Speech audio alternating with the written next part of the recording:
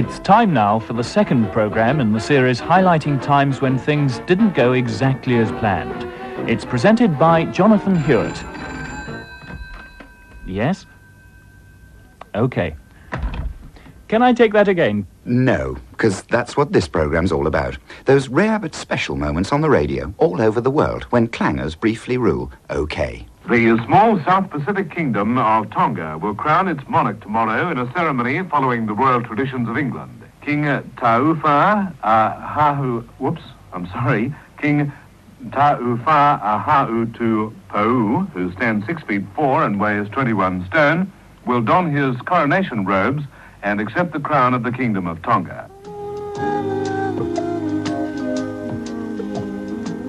2 minutes to 9, Saturday the 24th of March, and time now for our morning massage from Father Anthony O'Dowd, who's the parish priest of the Roman Catholic Church of Christ the King in Alfredon. A good reporter looking for answers homes in with deadly accuracy on the man with all the relevant facts at his fingertips. Will you be offering season tickets this year?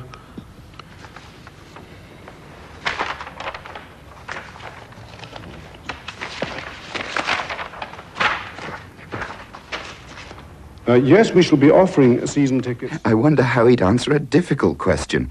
But there's quite a skill in asking the sort of question that produces a good, comprehensive reply. When do you do your Christmas shopping?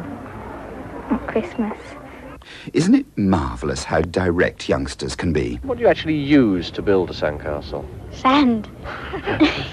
Of course, it is possible to phrase the question so carefully that there's every chance of avoiding that kind of embarrassment. Now, obviously, Reverend, you don't like the idea of these prep schools being used as fashionable schools for middle-class parents, but do you really think that it matters whether or not they believe, the parents themselves, in a Christian education as such? I mean, would you be happy if they particularly wanted and believed that the Christian or the Anglican sort of education was right for their kids? Would you like to see the church schools remain in that case, as long as you were convinced of their sincerity, rather than of the fact that they were doing it simply because it was a middle-class fashionable thing to do?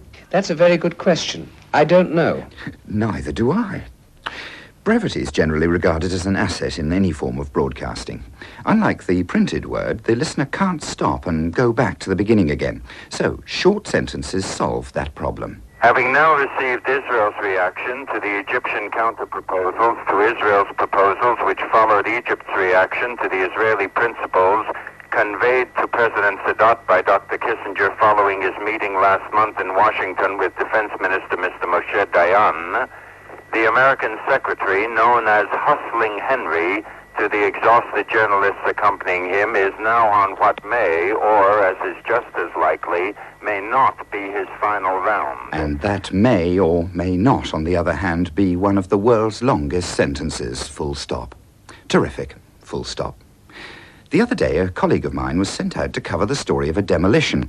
He arrived just in time for the main action, but manages to give the impression that he knows exactly what's going on. Already, the bulk of the building has been knocked out by the contractors, leaving just the shell and the upper stories, but it'll still make quite a bang when it comes down. You better run behind the toilets, lads. Run behind them toilets there. When you're ready, Roy.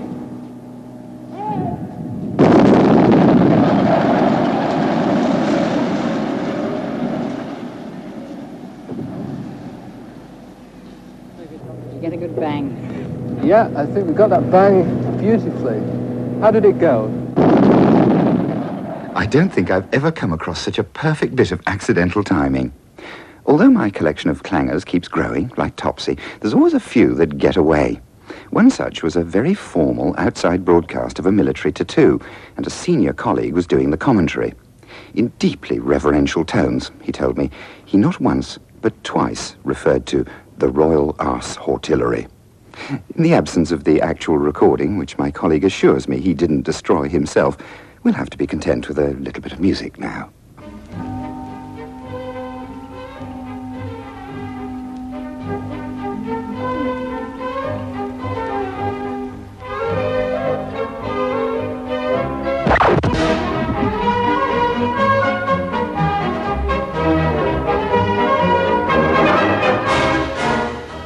Well then, how about that? It is not our day, as they say. We quickly flipped into another tune, and I think that one was actually the Dam Busters March, one of Kenneth Orford's great marches. I wonder if we can go back to the British Grenadiers, because it is rather nice. I did enjoy singing it. Here we go.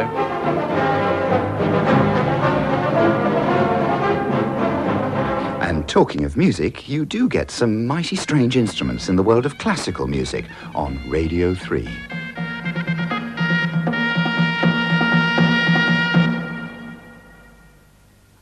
The anonymous French La Quinte Estampée Reale, taken from music from the Crusades, David Munro Shawm and James Blades Knackers. From the mysteries of medieval music on Radio 3 to the genteel games top people play on the manicured lawns of the family's stately home. You don't have a stately home? You don't even have cucumber sandwiches? Well, now's your chance to kit yourself out. An island paradise in Poole Harbour is up for sale with an asking price in the region of £500,000. It's 31-acre Fursey Island. The island, which has a resident population of more than 60 rare red squirrels, has 3 homes, including the 7-bedroom main house with swimming pool and a crochet lawn. Delightful. And if you fancy buying that, knit your brows and brush up on the rules of croquet. The sort of croquet that most people tend to play in their back gardens is really what's called golf croquet, in that the aim is to get your balls through hoops and knock your opponent into the shrubbery.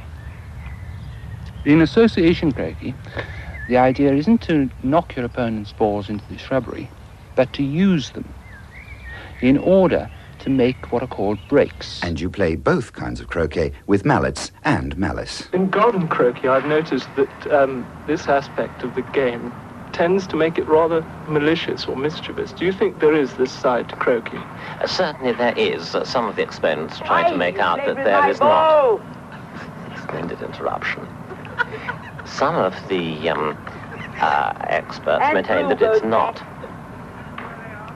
This is a very good example of the malice of croquet. The unfortunate brigadier has played with Mrs. Rotherham's ball. The balls have to go back and he gives up his turn. From a leisurely sport to something more athletic. For Britain, Brendan Foster from Gateshead won the 500 metres with a fast, late burst.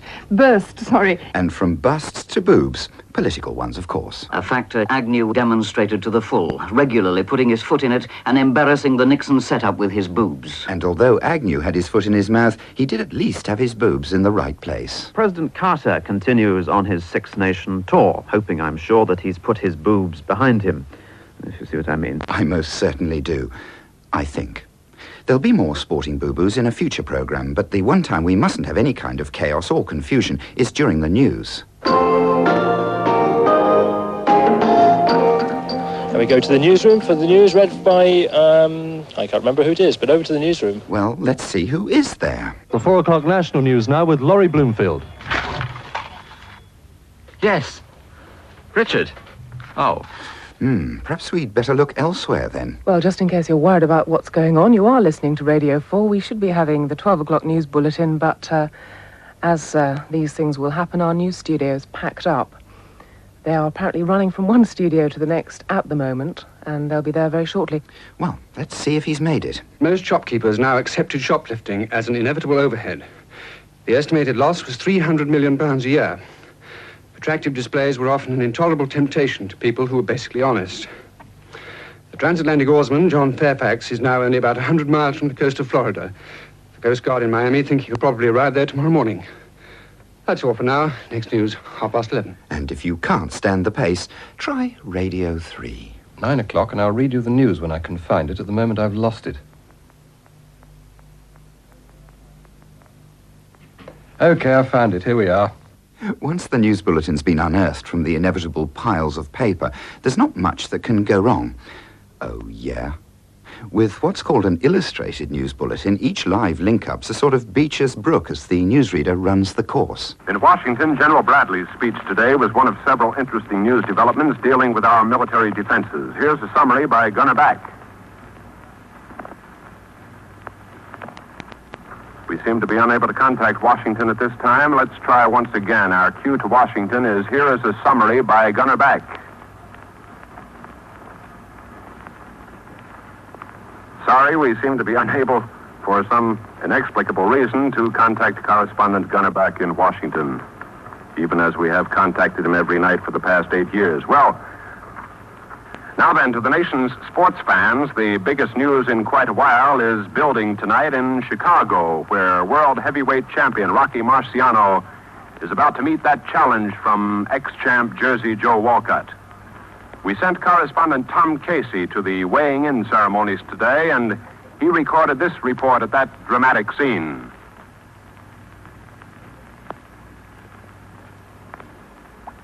Well, Mother told me there would be days like this. Shall we try once again for Chicago? Calling Tom Casey in Chicago. Our cue is this report at that dramatic scene.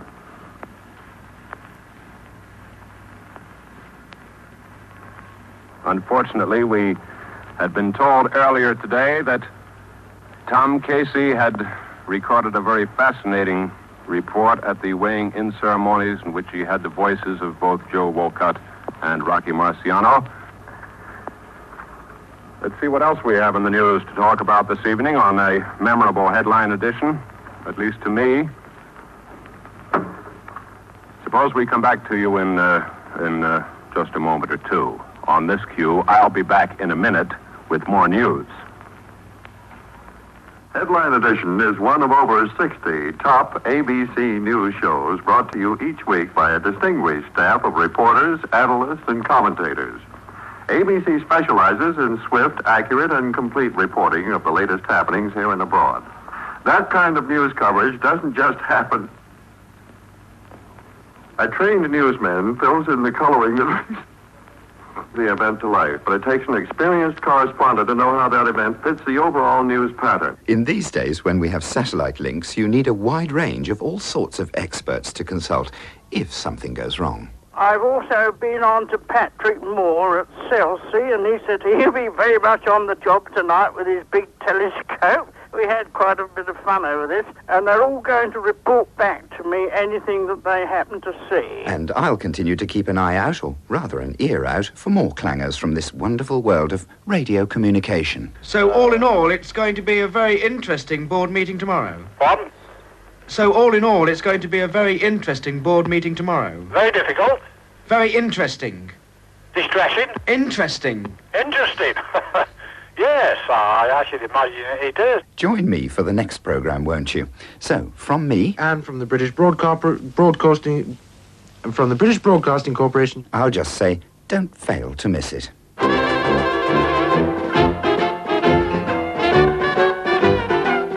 Can I Take That Again was devised and presented by Jonathan Hewitt, who thanks all the inadvertent contributors. It was produced by Jonathan James Moore.